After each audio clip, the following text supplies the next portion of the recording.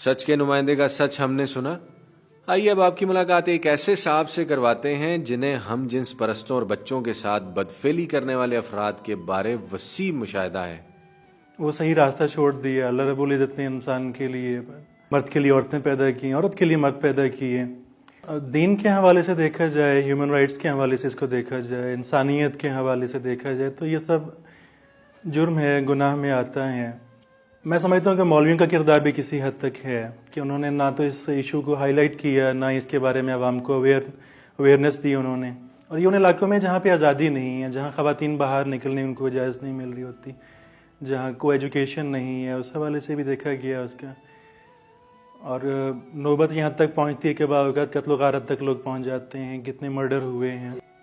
अक्सरियत का तो ये है कि उनकी क्योंकि एक नर्चर है, एक मिजाज बन चुका होता है उस इलाके की सोसाइटी का, एक ट्रेंड चल रहा होता है कि उनकी इंक्लिनेशन इतनी नहीं होती अपनी बीवियों की तरफ, एक मिजाज बन चुका है उनका। फिर कहीं कहीं ये भी देखा गया कि बीवी से ताल्लुक़ अच्छा नहीं है उनके, जो है मरासिम अच्छे नहीं रहते हैं उनके।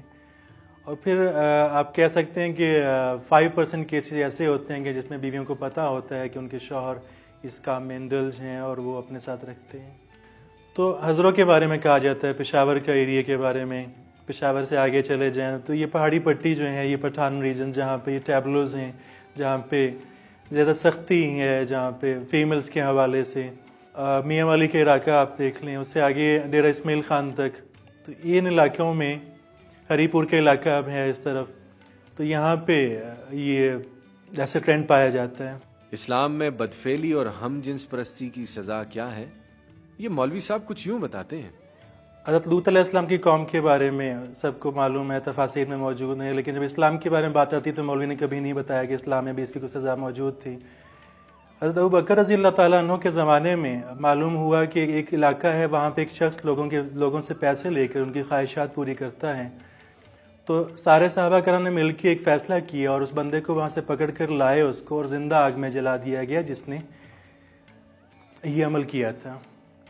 और इमाम अबू हनीफा रहमतुल्लाह अलैह वो फरमाते हैं कि ऐसे बंदे को उठा के आप पहाड़ की चोटी पे लेके जाएं और वहाँ से उसको नीचे धक्का दें और उस वक्त तक पथराव उस पर करते रहें, संगसारी उसको करते रहें जब तक कि वो मर न जाए।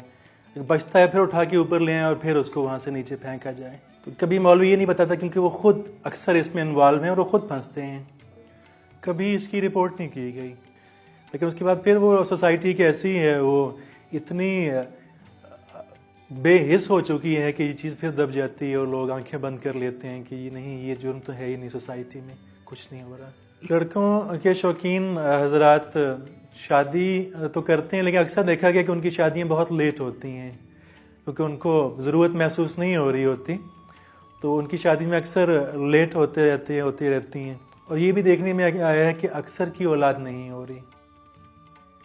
आइए अब आपकी मुलाकात एक स्कूल टीचर से करवाते हैं जो कम उम्र बच्चों के साथ होने वाले जिनसी तशद्दुद की बहुत सी सच्ची दास्तानों की गवाह है। मैं जब टीचिंग कर रही थी ना, उस वक्त हमारे पास बच्चियां थी, तकरीबन 12 साल एक की एज थी और एक 13 साल की उम्र की सिस्टर थी, दोनों आपस में।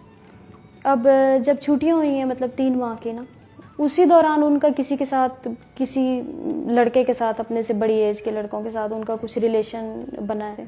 फिर वो बच्ची जो हमारे पास आई और स्कूल में ना, तो वो पीछा करता हुआ स्कूल में भी आ गया वो लड़का, और आके उसने मतलब उसका बुला रहा है, कहता है उसको बाहर भेजें। तो हमने कहा आप हैं कौन?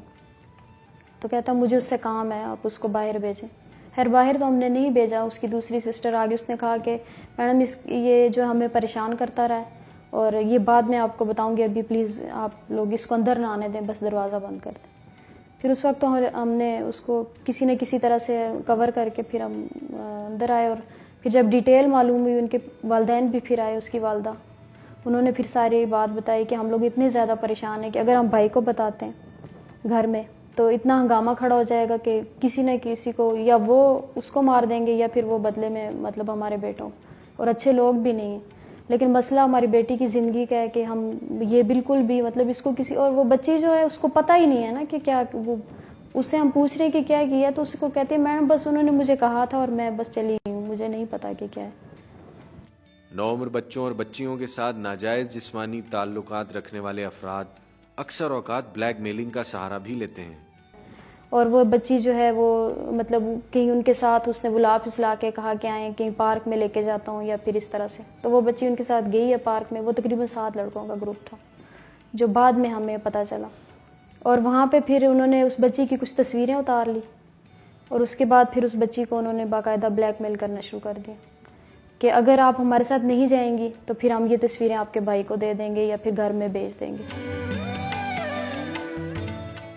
हमारे यहाँ अक्सर बच्चे कम उम्री में ही अपने अजीजों, रिश्तेदारों और बड़ी उम्र के दोस्तों के हाथों एक लंबे अरसे तक जिनसी बदफेली का शिकार होते रहते हैं, लेकिन हमारी मुआशरती घुटन और सहमा हुआ खानदानी निजाम उन्हें जुल्म के खिलाफ आवाज उठाने की इजाजत ही नहीं देता।